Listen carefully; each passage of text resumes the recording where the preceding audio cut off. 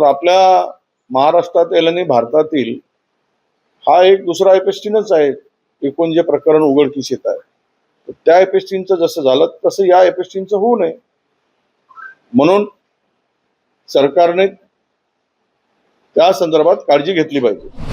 राज्यामध्ये जी काही खळबळ आता माजलेली आहे, काल केसरकरांचं एक स्टेटमेंट आलं की 39 आमदार भेटले, माझंच नाव काय घेता. याचा अर्थ तिकडे खराच्या या काळ्या कृत्याला पांघरून घालणारे किंवा त्यांना साथ देणारे, त्यांची पूजा करणारे, त्यांच्यावर श्रद्धा ठेवून देव मानणारे, भोंदूगिरीला चालना देणारे, भोंदूगिरीला प्रोत्साहन देणारे, अंधश्रद्धेचे पायमल्ली तुडवणारे, हे 39 जे कोणी आमदार आहे किंवा मोठे उच्च पदस्थ आहे, त्यांच्यावर जादूटोणा प्रतिबंधक कायद्याअंतर्गत गुन्हे दाखल झाले पाहिजे. कारण यांनी कायदे बनवणारे कायदे मंडळातील लोकांनी जर कायद्याच्या विरुद्ध काम केलं असेल किंवा कायद्याच्या विरुद्ध वागत असतील तर तो गुन्ह्यास पात्र आहे. आणि त्यामुळे या सर्वावर त्यातले जे जे सहभागी आहेत त्यांची नावं केसरकरांनी उघड केली पाहिजे.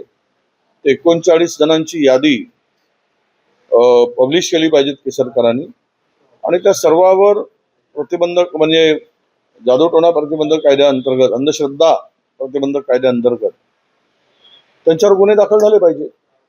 आता ही खराची वरात कुठपर्यंत जाते हे येणारा काळ सांगेल.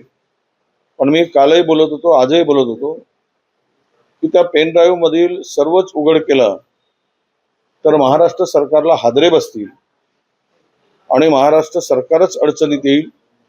असे महाभाग या खराच्या काळ्या कृत्यामध्ये सहभागी आहेत आणि ते उघड झालं तर मात्र मोठा महाराष्ट्रामध्ये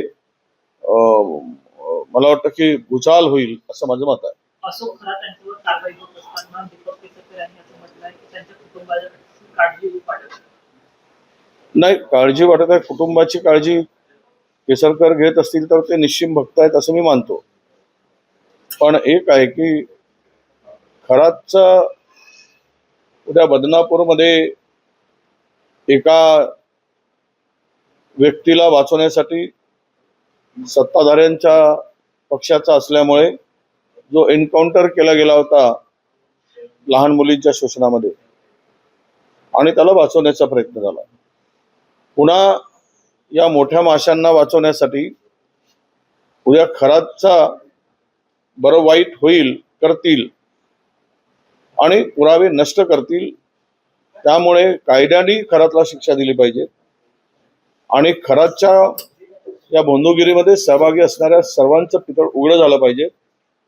त्यामुळे कायद्याच्या चौकटीत राहून खरातला शिक्षा व्हावी, परंतु पुरावेच नष्ट करण्यासाठी उद्या खरातच ज्या एफएसटींचं झालं, 30 सेकंदामध्ये लाईट गेली आणि त्याचा मृतदेह आढळून आला, तर आपल्या महाराष्ट्रातील आणि भारतातील हा एक दुसरा एपएसटीनच आहे.